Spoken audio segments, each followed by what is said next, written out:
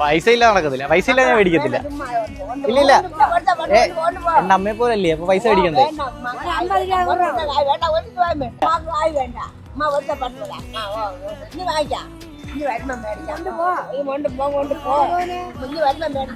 ഇല്ല എന്നാ ഞാൻ വെച്ചിട്ടു പൈസ.